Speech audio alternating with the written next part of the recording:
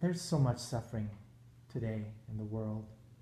And suffering uh, raises two questions. First of all, one very important metaphysical question is that if God is so great, then how come he allows suffering, the torturing of little children, for example? And the second question is, what's what has mankind not understood? Why is there so much corruption, how much violence, so much pollution?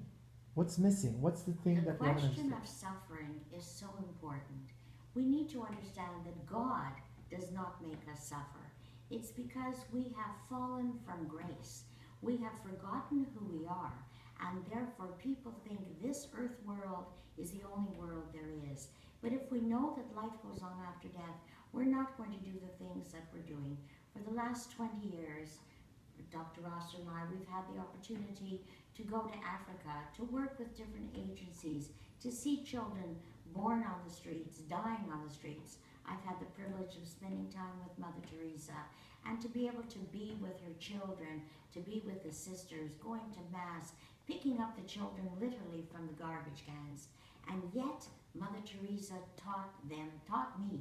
I had the opportunity to spend time with her. And she said, you know, she said, I have learned through God, through Christ, to look at each of these people, not as that person, but as Christ coming through them. And so this suffering is really almost as a sacrifice that people are giving so that we could get it straight. And you know what? Much of humanity hasn't gotten it yet, but Spirit has told me, and I believe what Spirit says, that we're very close to getting it, because Spirit has said peace is about to manifest here on the earth.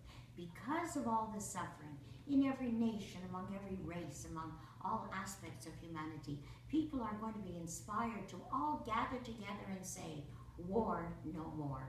That is the purpose of this conference.